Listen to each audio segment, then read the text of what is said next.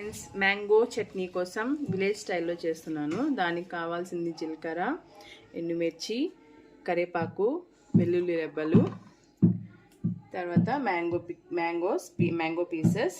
దానికి ముందుగానే మనము ఒక ప్యాన్లో ఆవాలు, మెంతులు తీసుకొని వేయించి పెట్టుకోవాలి. ఇప్పుడు కొంతమంది తురిమి చేస్తారు, కానీ నాకైతే ఇలాగే ఇష్టం. ఫస్ట్ మిక్సీలో మ్యాంగో పీసెస్ వేసేసి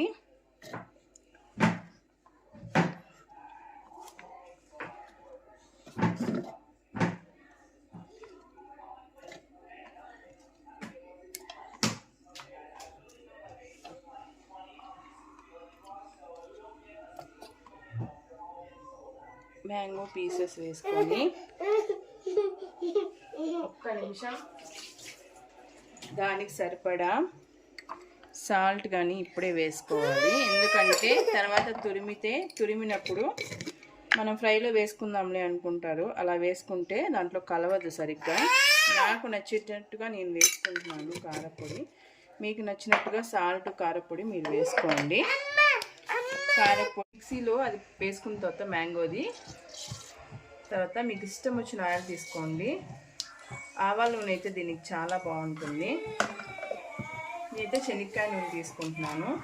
ఆవాలు కొంచెం, జీలకర్ర కొంచెం వేసి ఇదైన తర్వాత కొంచెం చిటపట అనాలి. అది చిటపట అయిన తర్వాత ఎండుమిరపకాయలు, కరివేపాకు, వెల్లుల్లి రెబ్బలు వేసుకొని బాగా దాన్ని ఫ్రై చేసుకోవాలి.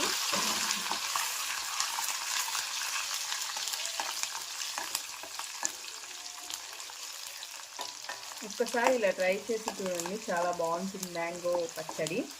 చాలామంది కొబ్బరితో, తర్వాత పచ్చి కొబ్బరితో ట్రై చేస్తుంటారు. మీకు అలా కావాలన్నా, ఆ స్టైల్ కావాలన్నా మీరు కామెంట్స్లో అడిగితే నేను చేస్తాను. తర్వాత దీంట్లో మనం గ్రైండ్ చేసుకున్న మ్యాంగో పేస్ట్ వేసేయాలి.